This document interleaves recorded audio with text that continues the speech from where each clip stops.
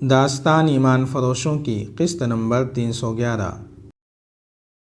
تم اپنے فرض میں کوتاہی کر رہی ہو، تھریسیا نے کہا۔ یہ غداری بھی ہے جس کی سزا موت ہے۔ لیکن سن لو تھریسیا، لیزا نے کہا، میں اس بوڑھے شیخ سنان کے پاس اکیلے نہیں جاؤں گی۔ اگر اس نے زبردستی کی تو اسے یا اپنے آپ کو ختم کر لوں گی۔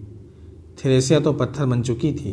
وہ خوبصورت پتھر تھی جس کا رنگ اور جس کی چمک ہر کسی کے دل کو بھاتی ہے اور جسے ہر کوئی اپنی ملکیت میں رکھنا چاہتا ہے، لیکن پتھر کی اپنی کوئی پسند یا ناپسند نہیں ہوتی۔ لیزا ابھی اس مقام سے بہت دور تھی جہاں عورت اپنے جذبات اور اپنی محبت و نفرت سے دستبردار ہو جایا کرتی ہے۔ تھریسیا نے اس سے کہا، مجھے بالکل اندازہ نہیں تھا کہ تم اتنی زیادہ جذباتی ہو جاؤ گی، ورنہ ہم یہاں نہ آتی۔ مگر یہ ایک قلعہ تھا جو قریب تھا، تریپولی تک ہمارا پہنچنا ممکن نہیں تھا۔ میں نے تم سے وعدہ کیا ہے کہ شیخ سنان سے تمہیں بچانے کی پوری کوشش کروں گی اور یہاں سے جلدی نکلنے کی بھی کوئی صورت پیدا کر لوں گی۔ تم اپنے قیدی میں اتنی دلچسپی کا مظاہرہ نہ کرو۔ سچ بتا دوں تھریسیا، لیزا نے کہا، میں ان چھاپہ ماروں کو یہاں سے فرار کے لیے استعمال کرنا چاہتی ہوں۔ ہم خود یہاں سے نہیں نکل سکیں گی۔ یہ چھاپہ مار ہیں جن کی بہادری کی میں نے حیران کن کہانیاں سن رکھی ہیں۔ انہیں اگر ذرا سا بھی موقع فراہم کیا گیا تو یہ فرار ہو جائیں گے اور مجھے اور تمہیں بھی ساتھ لے جائیں گے۔ اس کے سوا اور کوئی طریقہ نہیں۔ میں ان کی استادی اور بہادری کو مانتی ہوں، تھریسیا نے کہا، لیکن تم نے یہ نہیں سوچا کہ ہم دونوں یا تم اکیلی ان کے ساتھ نکل گئی تو یہ تمہیں اپنے ساتھ لے جائیں گے، ہمیں ہماری منزل پر نہیں پہنچائیں گے۔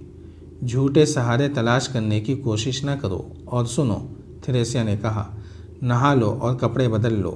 آج رات کے کھانے پر شیخ سنان نے ہمیں مدعو کیا ہے۔ میں تمہیں بتاؤں گی کہ اس کے ساتھ تمہارا سلوک اور رویہ کیسا ہوگا۔ اس پر یہ ظاہر کرنا ہے کہ تم اسے ناپسند نہیں کرتی اور اس سے بھاگنے کی بھی نہیں سوچو گی۔ مجھے ابھی ابھی معلوم ہوا ہے کہ حرن کا خود مختار مسلمان حاکم گمشتگین بھی آیا ہوا ہے۔ تمہیں اچھی طرح معلوم ہے کہ گمشتگین صلاح الدین ایوبی کا سب سے بڑا دشمن ہے۔ اسے اپنا دوست سمجھنا۔ ہم نے بڑی مشکل سے ان مسلمان حکمرانوں کو اپنے ہاتھ میں لیا ہے اور انہیں صلاح الدین ایوبی کے خلاف لڑا رہے ہیں۔ لیزا کو جب تھریسیا اپنے ساتھ لے گئی تو الناصر گہری سوچ میں ڈوب گیا۔ اسے کسی حد تک یقین آ گیا تھا کہ لڑکیاں جنات نہیں، لیکن لیزا کا اس پر مہربان ہو جانا اسے پریشان کرنے لگا۔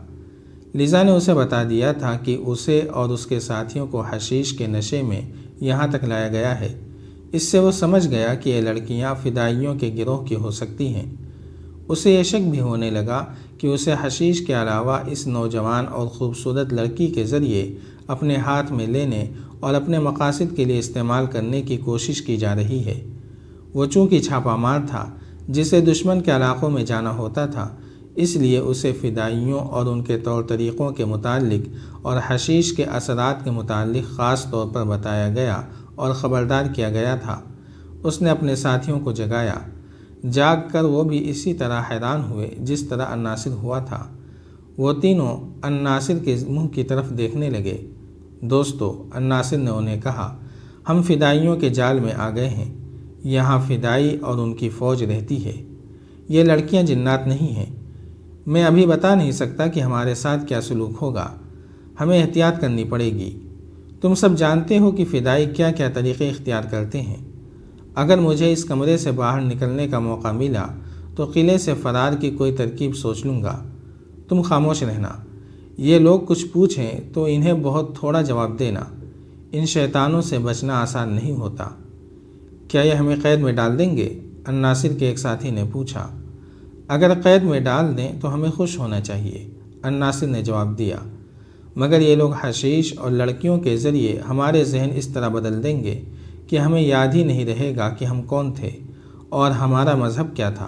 مجھے فرار کے سوا کوئی اور ذریعہ نجات نظر نہیں آتا، الناصر کے ایک ساتھی نے کہا۔ ہم مر جانا پسند کریں گے، ایمان خراب نہیں ہونے دیں گے، ایک اور نے کہا۔ ہوشیار رہنا، الناصر نے کہا، اللہ پر چھوڑو، ہم اتنی جلدی ان کے قبضے میں نہیں آئیں گے۔ شام گہری ہونے لگی تھی۔ ایک آدمی دو جلتی قندیلیں کمرے میں رکھ گیا۔ اس نے ان کے ساتھ کوئی بات نہ کی۔ انہیں بھوک نے پریشان کر رکھا تھا۔ ان کے کمرے سے دور قلعے کے ایک حصے میں سنان کا محل تھا، جہاں عورت اور شراب کی رونق تھی۔ سنان کے خصوصی کمرے میں کھانے چنے ہوئے تھے، شراب کی سراہیاں رکھی تھیں، رنگا رنگ کھانوں کی مہک سے در و دیوار مخمور ہوئے جا رہے تھے۔ کھانے پر شیخ سنان بیٹھا تھا، اس کے ایک طرف تھریسیا اور دوسری طرف لیزا بیٹھی تھی، اور ان کے سامنے گمشتگین بیٹھا کھانا کھا رہا تھا۔ گمشتگین کے متعلق کئی بار بتایا جا چکا ہے کہ وہ حرن نام کے ایک قلعے کا گورنر یعنی قلعہ دار تھا۔ نور الدین زنگی کی وفات کے بعد اس نے خود مختاری کا اعلان کر کے حرن قلعے اور گرد و نواح کے علاقے کو اپنی ریاست بنا لیا تھا۔ وہ سلطان ایوبی کے مسلمان دشمنوں الملک الصالح اور سیف الدین کا اتحادی تھا۔ اس نے بھی اپنی فوج متحدہ فوج میں شامل کی تھی، جسے سلطان ایوبی نے شکست فاش دی تھی۔ گمشتگین خود اپنی فوج کے ساتھ نہیں گیا تھا، تینوں افواج کا سپریم کمانڈر سیف الدین تھا۔ گمشتگین نے اپنے اتحادیوں کی طرح صلیبیوں کے ساتھ دوستانہ گانٹھ رکھا تھا۔ صلیبیوں نے انہیں فوج کی صورت میں تو ابھی کوئی مدد نہیں دی تھی، اپنے مشیر، جاسوس اور تخریب کار دے رکھے تھے، اور انہیں اپنے ہاتھ میں رکھنے کے لیے اعلیٰ قسم کی شراب، حسین لڑکیاں اور رقم دیتے رہتے تھے۔ گمشتگین کو خدا نے سازشی ذہن دیا تھا، اپنے دشمن پر وہ زمین کے نیچے سے وار کرتا تھا، اور اپنے دوستوں کے خلاف بھی دل میں دشمنی رکھتا تھا۔ اسے پیار صرف اقتدار سے تھا۔ وہ اپنی ریاست کا مطلق العنان بادشاہ بن کر ریاست میں توسیع کرنے کے خواب دیکھتا رہتا تھا۔ اسے جو کوئی دوستانہ مدد دیتا تھا، اسے بھی وہ شکی نگاہوں سے دیکھتا تھا۔ سلطان صلاح الدین ایوبی کے قتل کی کوششوں میں گہری دلچسپی لیتا تھا۔ اسے اچھی طرح معلوم تھا کہ اقتدار پسند حکمران کا تختہ صرف فوج الٹ سکتی ہے۔ سلطان ایوبی ہی ایک سالار تھا جس کے دل میں قومی جذبہ موجزن تھا۔ اس کی جنگی قابلیت کے ساتھ اس کا ایمان اس کی قوت تھا۔ گمشتگین اس کی اسی قوت سے ڈرتا تھا۔ اب جب کہ اس نے اپنی فوج سیف الدین کی کمان میں دے کر ترکمان روانہ کر دی تھی، وہ کسی کو بتائے بغیر شیخ سنان کے پاس قلعہ عصیات میں آ گیا تھا۔ وہ یہی مشن لے کے آیا تھا کہ سلطان ایوبی کے قتل کا کوئی ایسا انتظام کیا جائے جو پہلی قاتلانہ کوشش کی طرح ناکام نہ ہو۔ عصیات میں وہ الناصر اور تھریسیا کے پہنچنے سے ایک روز پہلے آیا تھا۔ اسے ابھی معلوم نہیں تھا کہ سیف الدین کی زیر کمان اس کی فوج کا سلطان ایوبی کے ہاتھوں کیا حشر ہوا ہے۔ وہ افواج کو روانہ کر کے اپنے سازشی دورے پر نکل گیا اور عصیات جا پہنچا تھا۔ گمشتگین بھائی، شیخ سنان نے اسے کھانے کے دوران کہا، تمہارے دوست تو ترکمان سے بھاگ گئے ہیں۔ اس نے تھریسیا سے کہا، انہیں میدان جنگ کی تفصیل سناؤ۔ گمشتگین کو اس خبر سے اتنا صدمہ ہوا کہ وہ کچھ بھی نہ بولا۔ اس کا رنگ اڑ گیا اور وہ صدمے اور حیرت سے تھریسیا کی طرف دیکھنے لگا۔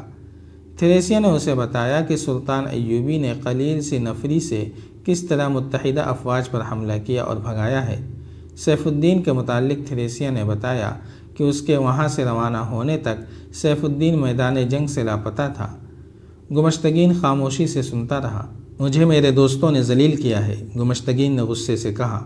میں سیف الدین کو تینوں فوجوں کی کمان دینے کے حق میں نہیں تھا، مگر میری کسی نے نہ سنی۔ معلوم نہیں میری فوج کس حالت میں ہوگی۔ بہت بری حالت میں، تھریسیا نے کہا۔ صلاح الدین ایوبی کے چھاپہ ماروں نے آپ کی فوجوں کو اطمینان اور خیریت سے پسپا بھی نہیں ہونے دیا۔ سنان بھائی، تم جانتے ہو میں یہاں کیوں آیا ہوں؟ گمشتگین نے کہا۔ صلاح الدین ایوبی کے قتل کے لیے، سنان نے کہا۔ ہاں، گمشتگین نے کہا، آپ جو مانگیں گے پیش کروں گا۔ ایوبی کو قتل کراؤ۔ میں نے صلیبیوں اور سیف الدین کے کہنے پر ایوبی کے قتل کے لیے 4 فدائی بھیج رکھے ہیں، سنان نے کہا، لیکن مجھے امید نہیں کہ وہ اسے قتل کر سکیں گے۔ مجھ سے الگ اپنا انعام لو، گمشتگین نے کہا۔ نئے آدمی دو، لیکن یہ آدمی مجھے دے دو، یہ کام میں خود کراؤں گا۔ یہ آخری 4 فدائی ہیں جو میں نے بھیجے ہیں، شیخ سنان نے کہا۔ میرے پاس قاتلوں کی کمی نہیں، لیکن میں صلاح الدین ایوبی کے قتل سے دستبردار ہوتا ہوں۔ کیوں؟ گمشتگین نے حیران ہو کر پوچھا۔ ایوبی نے تمہیں کوئی قلعہ دے دیا ہے؟ نہیں، سنان نے جواب دیا۔ اس شخص کے قتل کے لیے میں اپنے بڑے ہی قیمتی فدائی ضائع کر چکا ہوں۔ میرے فدائیوں نے اس پر سوتے میں خنجروں سے حملہ کیا، مگر وہ خود قتل ہو گئے۔ ایک بار اس پر تیر چلائے گئے، وہ بھی خطا گئے۔ میں تو اب یہ سمجھ بیٹھا ہوں کہ صلاح الدین ایوبی پر خدا کا ہاتھ ہے۔ اس میں کوئی ایسی قوت ہے کہ اس پر نہ خنجر اثر کرتا ہے نہ تیر۔ میرے جاسوسوں نے مجھے بتایا ہے کہ ایوبی پر جب قاتلانہ حملہ ہوتا ہے تو حملے کو ناکام کر کے وہ گھبرانے یا غصے میں آنے کے بجائے مسکراتا ہے اور فوراً بھول جاتا ہے کہ کیا ہوا تھا۔ جاری ہے۔ اگر آپ کو یہ قسط وار سلسلہ پسند آ رہا ہے تو لائک، شیئر اور کمنٹ کے ذریعے ہماری حوصلہ افزائی کریں۔ جزاک اللہ خیرا۔